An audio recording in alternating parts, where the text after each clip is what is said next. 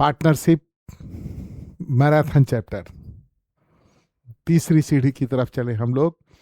आप 11वीं क्लास में एसेट के क्लासिफिकेशन में टेंजेबल इंटेंजेबल एसेट पढ़े थे, जहां इंटेंजेबल एसेट के बारे में आपको गुडविल का एग्जाम्पल दिया गया था। यहाँ हम लोग गुडविल के बारे में जाने डिटेल्स। और चूंकि बार बार मैं दोहरा रहा हूँ कि हमारा अकाउंटेंसी जो है ये अप्लाइड मैथमेटिक्स है, तो बगैर थ्योरी के तो हो नहीं सकता है। 2 जोड़ 2 4 नहीं होता है। यहाँ आपके थ्योरी के बारे में जब तक बेहतर नहीं जानेंगे तब तक प्रैक्टिकल का बहुत अच्छा कंसेप्ट आपको नहीं हो पाएगा। हर एक कदम पर आपको कुछ ना कुछ मन में डाउट रहेगा। तो इन सब से बचने के लिए थ्योरी के बारे में भी संक्षेप में जानना जरूरी है। और वैसे भी थ्योरी से भी प्रश्न आते हैं, इसलिए इसको इग्नोर नहीं किया जा सकता है। तो आइए हम लोग गुडविल के बारे में जो हमको पढ़ना है, इसके अर्थ को जानना है, इनके प्रकृति को जानना है, गुडविल को प्रभावित करने वाले कौन कौन से तत्व हैं, और इसका वैल्यूएशन, जो इसका प्रैक्टिकल क्वेश्चन भी हम लोग सीखेंगे। तो आइए हम लोग जाने। कहता है कि गुडविल क्या है? एक इंटेंजेबल एसेट है, अदृश्य संपत्ति है गुडविल, है ना। और कहता है ये व्यापार के साथ संबंध बताता है किसका? उसके जो कस्टमर, जो वैल्यूएबल होते हैं, जो कस्टमर ही ना व्यापार को ऊंचाई की तरफ ले जाता है। और इसको रिपुटेशन कहते हैं। व्यापार, ये सब गुडविल क्या है? मतलब क्रेडिबिलिटी है बिजनेस का। जैसे बोलते हैं हम लोग, जो बहुत लंबे अवधि में तैयार होता है, एक दिन में नहीं बनता है। जैसे बोलते हैं टाटा का सामान बेहतर होता है, बाटा के जूते अच्छे होते हैं। ये रिपुटेशन है, उनका क्रेडिबिलिटी है बिजनेस उस इकाई का, जो ग्राहक जाता है और आंख मूंद के सामान खरीद लेता है। तो उसकी जो क्रेडिबिलिटी बनी, ऐसे नहीं है। उसका क्वालिटी कंट्रोल है, प्राइस का कंट्रोल है, उचित मूल्य पर बेहतर से बेहतर वस्तु देता है, उसका सप्लाई ऑफ चेन बेहतर है। तो गुडविल क्या है? कहता है व्यापार की प्रतिष्ठा और अच्छे नाम से है, गुड नेम होगा, है ना।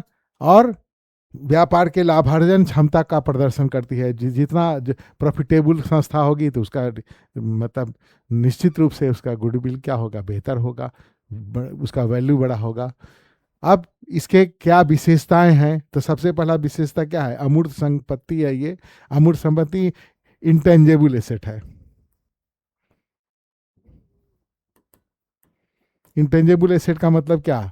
इसका फिजिकल प्रेजेंस नहीं है। गुडविल थोड़ा दिखाई देता है, प्लांट दिखेगा, मशीनरी दिखेगा, लैंड दिखेगा, बिल्डिंग दिखेगा, स्टॉक दिखेगा, लेकिन गुडविल तो दिखता नहीं है। तो ये सब इंटेंजेबल एसेट है। और एसेट होगा तो इसका क्या है? मूल्य होगा। मुद्रा में इसको नहीं व्यक्त कर पाएंगे तो होगा ही नहीं। और क्योंकि मूल्य होता है, और जो दूसरा फिक्स्ड एसेट्स हमारा है या करेंट एसेट है, इसका क्रय विक्रय करते हैं, तो उसी तरह से गुडविल का क्रय विक्रय किया जा सकता है। और एडिशनल प्रॉफिट होता है, क्योंकि नेम फेम होता है बिजनेस इकाई का। क्या होता है? नेम फेम होता है बिजनेस इकाई का। तो हम लोग क्या करते हैं? ये हमको एक्स्ट्रा प्रॉफिट देने का काम करता है। और कहता है, और इसका लाभार्जन क्षमता, प्रॉफिट का पोटेंशियल जितना ज़्यादा होगा, प्रॉफिटेबिलिटी का पोटेंशियल जितना ज़्यादा होगा, गुडविल संस्था की उतनी ही अधिक होगी।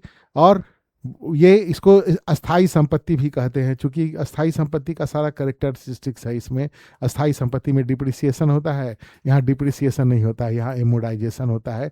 जो डिप्रिसिएशन चैप्टर जब आप 11वीं क्लास में पढ़े थे, तो उसमें मैंने भी आपको बताया था कि 3 शब्द हैं, डिप्लेशन, एमोडाइजेशन और डिप्रिसिएशन।